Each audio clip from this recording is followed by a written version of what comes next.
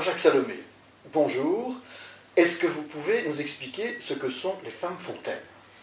Eh bien, c'est une expression qui veut dire que certaines femmes, dans l'acte amoureux, produisent un liquide qui est, au fond, l'aboutissement, pour moi, de la rencontre amoureuse.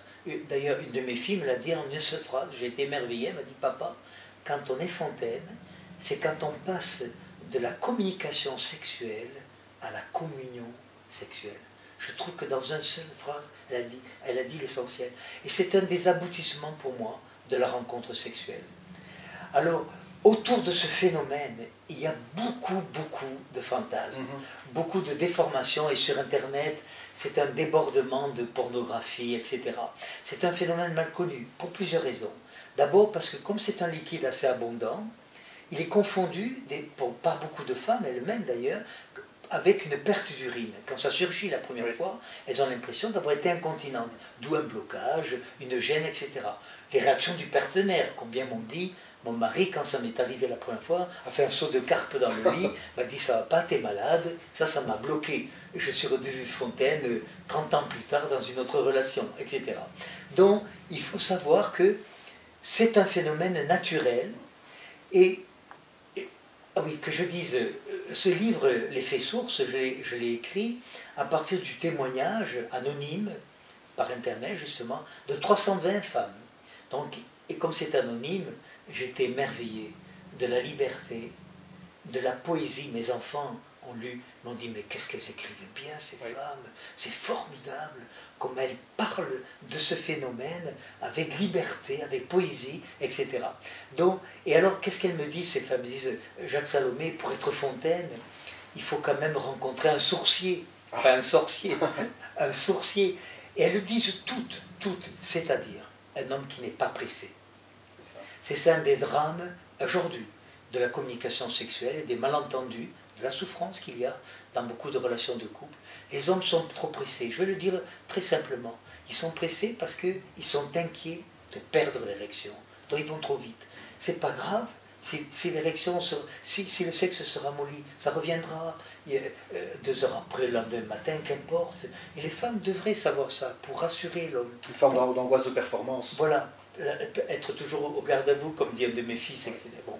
Donc, ne pas être pressé. Elles disent également, c'est rencontrer un homme, un partenaire, qui accorde plus d'importance à notre sexe qu'au sien. C'est-à-dire qui prend le temps de découvrir, donc, à travers des caresses, à travers des câlinos, etc., tous ces jeux de tendresse autour de l'apprivoisement, de la rencontre sexuelle. Alors ma thèse à moi, en ayant écouté ces femmes, j'ai également interviewé 50 hommes, avec des réactions très différentes, des hommes enthousiastes, émerveillés, ce qui était mon cas. Moi j'ai eu la chance de rencontrer une femme fontaine et ça a bouleversé ma vie, j'étais dans un état d'émerveillement. Eh bien, c'est de montrer que, et je le crois profondément, toutes les femmes sont fontaines. Il y a celles qui le savent et celles qui ne le savent pas encore. Parce que soit il y a des blocages, une mauvaise expérience. Pas encore la maturité sexuelle, peut-être. L'abandon, et ça c'est très important, parce que vous savez que pour accéder au plaisir, il faut s'abandonner. Mais qu'un des obstacles à l'émergence, je ne veux pas parler d'orgasme, de la libération du plaisir dans la rencontre sexuelle, c'est l'abandon. Or, chez beaucoup de femmes, en particulier, il y a la peur d'être abandonnée. Et si j'ai peur d'être abandonnée, je ne vais pas m'abandonner. Donc, si je peux travailler sur ma peur d'être abandonnée, je vais inscrire dans mon corps cette capacité à me faire confiance, à m'abandonner, à lâcher prise, et ce faisant, je vais accéder à être une femme fontaine, à être une femme source. Une autre de mes enfants, notre fille me dit, mais c'est le miel de l'amour, c'est le miel de l'amour. Et elles m'ont dit quelque chose d'important, elles m'ont dit, mais papa, toutes les mères devraient parler de ça à leurs filles, parce que les messages sexuels, ça passe par les mères, pas par les pères. Les mères avec les filles, peut-être les pères avec les garçons? Pas nécessairement. Je trouve la sexualité, quand j'entends les messages, vous savez, c'est ce qui va s'inscrire. un couple regarde la télévision sur le divan, les enfants sont à côté, ils jouent. Le mari met la main sur la cuisse de sa femme. La femme ferme les jambes ou dit « je te prépare du thé ». Les enfants captent ça. C'est ça les messages qui passent. Ça veut dire « tiens, elle n'aime pas ça » ou la sensualité là, c'est pas bon. Donc vous voyez, c'est ça qu'ils écrivent. Donc les messages autour de la sexualité sont transmis souvent par les mères et par les... Tous les enfants savent si leur mère a du plaisir avec le père. Ils n'osent pas se le dire, mais ils captent les signaux. Dans un couple aussi, dans la façon de mettre son pyjama, on sait que ce soir, bon, ce soir, c'est pas mûr. Hein. C'est pas le pyjama qui, voilà, du jour voilà. qui va permettre la rencontre. Il y a plein de signaux de la façon de se laver les dents.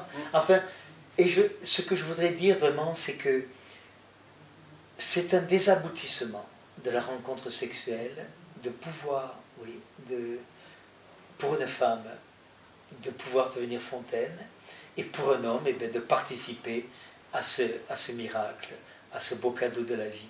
C'est un phénomène qui arrive au moment de l'orgasme? Pas nécessairement. Voilà, c'est pas lié à l'orgasme, c'est lié au plaisir. Au plaisir.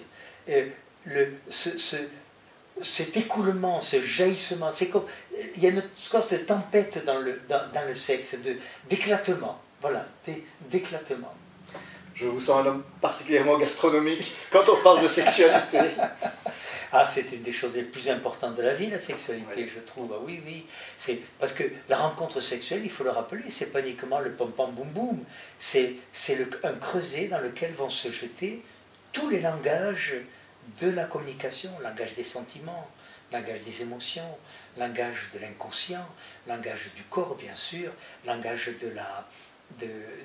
des ressentis et des peurs. Il y a beaucoup, beaucoup de peurs dans la rencontre sexuelle. Et d'après les sexologues, parmi les couples de longue durée, de 15 ans et plus, un tiers d'entre eux ne font plus l'amour, au moins depuis plus de 5 ans. Tout à fait, c'est incroyable. Or, vous voyez, par exemple, ils continuent à dire on a un couple. Non, non, non, il faut le dire. Le propre d'un couple, c'est ça qui caractérise le couple. Par rapport à toutes les autres relations, c'est la possibilité d'une rencontre sexuelle. S'il n'y a pas de rencontre sexuelle, c'est pas un couple. C'est une cohabitation socio-économique. On élève ensemble un frigidaire, un chat, une voiture ou deux, etc. Mais c'est pas un couple. C'est une relation de compagnonnage. Je négative pas, c'est ça. Mais c'est tout à fait autre chose. Ce qui caractérise le couple, c'est la possibilité d'une rencontre sexuelle. Et dans cette rencontre, le fait que chacun des partenaires a la possibilité d'accéder au-delà du désir, à du plaisir, et à l'intérieur de ce plaisir, à cet abandon particulier qui est de pouvoir être une femme fontaine. Jacques Salomé, vous êtes un sexophile. Que pouvez-vous dire aux sexophobes qui nous regardent? Eh bien, je ne peux rien faire pour les sexophobes. Voilà. Je ne peux rien faire s'ils ont la difficulté ou le malheur d'être là. Bien, c'est leur choix de vie. Mais ce disant, je crois qu'ils se privent de beaucoup. Parce que ça fait danser les neurones. Moi, j'ai dit 77 ans, je peux le dire sans rougir, je pratique encore, mais je suis même émerveillé. J'avais une mythologie, quand j'étais jeune, je disais, après 60 ans, ça doit être fini, etc. J'avais lu que tonton Freud avait arrêté sa vie sexuelle à 40 ans. C'est très tôt, effectivement. Alors, eh bien non, la vie sexuelle, elle est au cœur même d'une relation d'intimité, au cœur même d'une relation de couple. C'est ce que je souhaite à ceux qui m'écoutent, vraiment, d'aller,